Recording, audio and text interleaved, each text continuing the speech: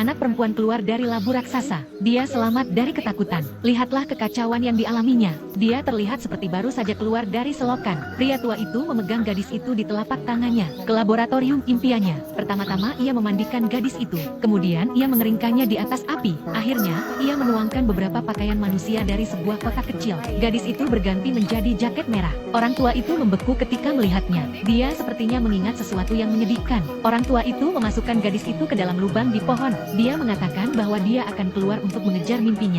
Gadis itu tidak bosan. Dia ingin pergi bersamanya, tetapi sangat berbahaya hanya untuk keluar. Mereka harus melewati raksasa yang sedang tidur. Satu kali tergelincir dan pria tua itu dicengkeram pergelangan kakinya dan dibawa ke udara. Di negeri para raksasa, dia kerdil untuk diganggu. Raksasa gemuk itu menggendong orang tua itu di tangan kanannya, menyeret kereta dengan tangan kirinya ke arah bukit. Ada raksasa lain di sisi lain, dengan kakinya di atas dua mobil sebagai sepatu roda. Gadis itu bersembunyi di dalam mobil pada saat ini. Para raksasa bermain seperti ini, mendorong orang tua itu turun terlebih dahulu. Raksasa di sisi lain mendayung menuruni bukit. Kemudian mereka bertabrakan di dasar bukit. Dan pada saat yang tepat, gadis itu menyentakkan kemudi dan kemudian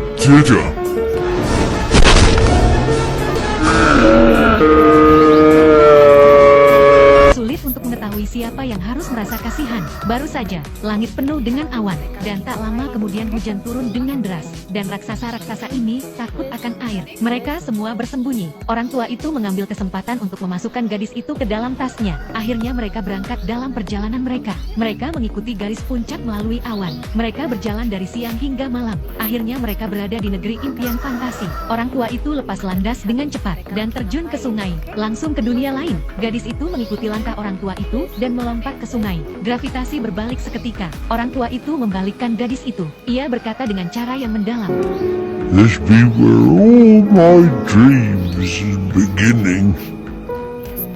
Di sini orang tua itu menemukan emas yang sangat langka. Bermimpi ia mengambil jaring mimpinya, tetapi ia tidak bisa menangkapnya. Sampai ia perlahan-lahan berhenti di depan gadis itu. Baru kemudian orang tua itu menangkapnya. Kemudian keduanya datang ke dunia manusia. Menangkap mimpi hanyalah langkah pertama. Sekarang, yang harus dilakukannya hanyalah meledakkan mereka. Anak babi itu memasukkan mimpi itu ke dalam pengeras suara, dan meniup ke dalam anak laki-laki yang sedang tidur. Mimpi biru memasuki otaknya dengan nafasnya. Anak laki-laki itu mengalami mimpi yang sangat memuaskan malam itu. Dalam perjalanan pulang, orang tua itu menyadari bahwa selimut nyaman gadis itu hilang, dan ini pasti akan tercium oleh para raksasa lainnya. Itu berarti bahwa para raksasa mengetahui keberadaan gadis itu. Untuk berada di sisi yang aman, orang tua itu mengirim gadis itu kembali ke panti asuhan di mana ia pernah tinggal. Ia mengatakan bahwa suatu ketika seorang anak kecil telah menjadi temannya, tetapi anak itu dimakan oleh para raksasa. Orang tua itu tidak ingin hal itu terjadi lagi. Gadis itu sedih. Ia tidak ingin kembali ke panti asuhan. Bahkan jika raksasa itu berbahaya, ia tidak takut gadis itu akan mati. Orang tua itu memiliki jantung yang lemah. Mereka kembali ke negeri para raksasa,